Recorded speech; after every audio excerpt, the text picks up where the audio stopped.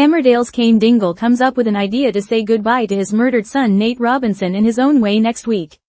Following Tracy Robinson's decision to ban the entire Dingle clan from Nate's send-off, Cain has been furiously trying to get her to change her mind. But when Sarah Sugden steps in next week, she makes her granddad realize that nobody can stop the family from giving Nate the goodbye he deserves. Sarah can see how much her grumpy is suffering, and she wants to help in any way she can, our source explains. What she makes him realize is that being banned from the official funeral doesn't mean that the family can't still say goodbye to Nate. In fact, quite the opposite. Without all the red tape involved in a church ceremony, the family can go all out to make sure Nate's laid to rest in proper Dingle style. It's clear that Sarah's words strike a chord, and Cain is soon setting about arranging a good old Dingle farewell for his beloved son. As we know from Dingle patriarch Zach's recent funeral, the Rowdy clan isn't exactly known for sticking to tradition, but Nate's send-off is bound to include many heartwarming stories and plenty of free-flowing booze. Meanwhile, the bitter dispute between Tracy and the Dingles shows no sign of abating as the investigation into Nate's murder rumbles on. Tracy remains convinced that Cain bumped off his son, while the entire Dingle clan are sure that Nate's widow is the culprit. While all the while the real killer is hiding in plain sight right under all their noses. John had no reason to want Nate dead, our insider says, plus he's being so supportive of Tracy, and she just sees him as a good guy who wants to help her. But how long before people start questioning why he's so certain that Tracy can't have murdered Nate? As the Dingles set about arranging a fitting memorial for their late relative, how will Tracy react when she discovers their plans? And how long before the police finally charge somebody with Nate's murder? Cain Dingle plans emotional farewell for Nate as family war escalates. Next week in Emmerdale, emotions run high as Cain Dingle takes matters into his own hands and plans a personal, Dingle-style goodbye for his murdered son, Nate Robinson.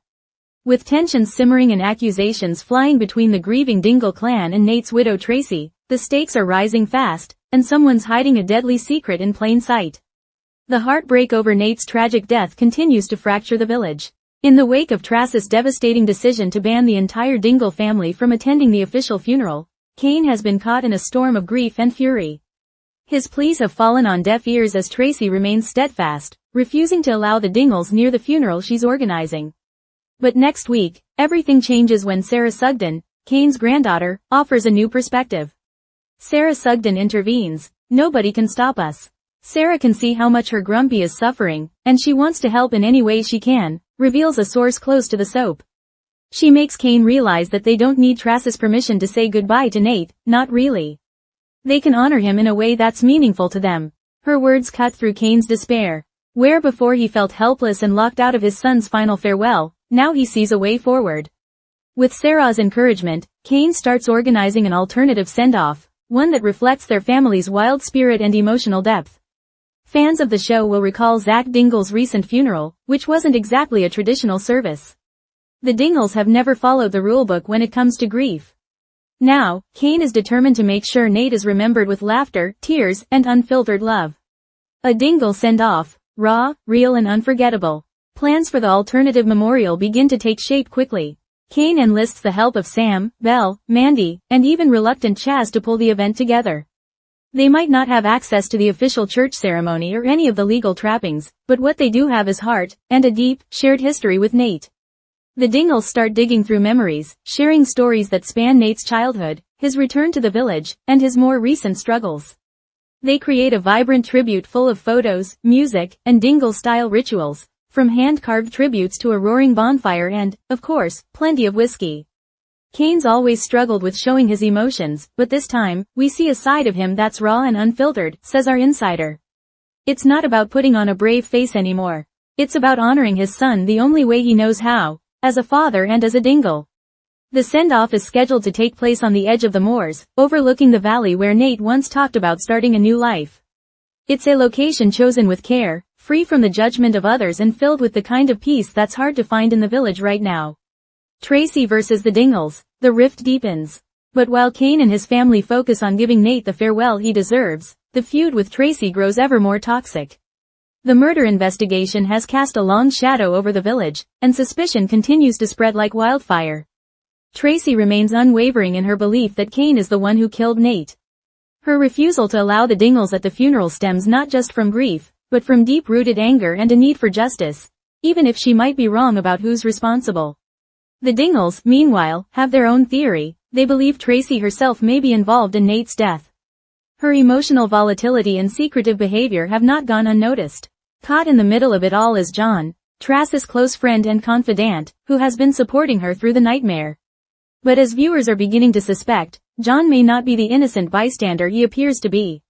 John had no reason to want Nate dead, says our source, but his devotion to Tracy is suspicious. He's always there, always helping, always one step ahead. Why is he so sure Tracy couldn't have done it?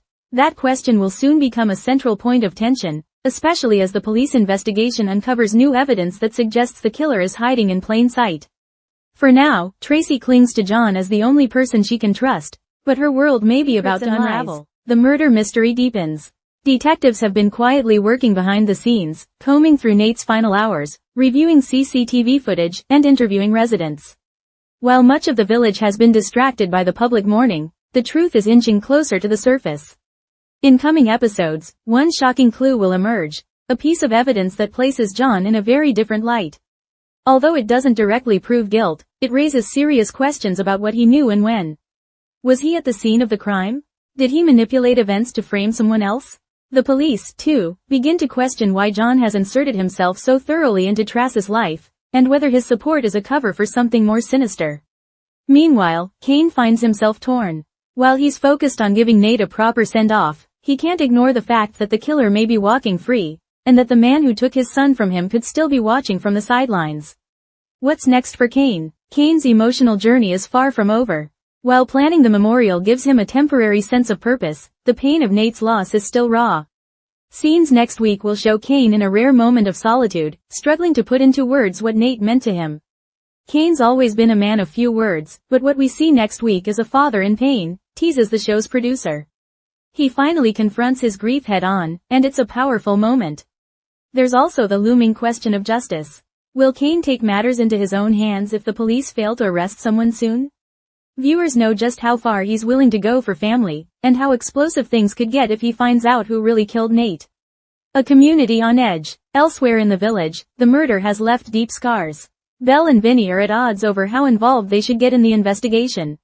Lydia tries to keep peace within the family, while Sam turns detective, determined to prove Cain's innocence. Chaz, who has her own rocky history with Tracy, struggles with guilt. Could she have done more to stop this feud before it spiraled? And Mandy, ever the emotional heart of the clan, makes it her mission to ensure the memorial brings healing, not more division. For Tracy, the pressure is mounting. As rumors swirl and suspicions build, she begins to question everything. Did she put her faith in the wrong person? Is she being manipulated? Or worse, is she in danger herself? A shocking twist ahead. As the week draws to a close, viewers can expect a jaw-dropping twist that throws the investigation into chaos. A key witness will come forward, someone no one expected, and their testimony could blow the case wide open. Everything the villagers think they know is about to be turned on its head, our insider warns. The truth has been hiding in plain sight, and it's going to hit hard. The Dingle memorial ends not with closure, but with fresh questions and a renewed hunger for justice. Cain's private goodbye may bring some peace, but it will also fuel his determination to uncover the truth, no matter the cost.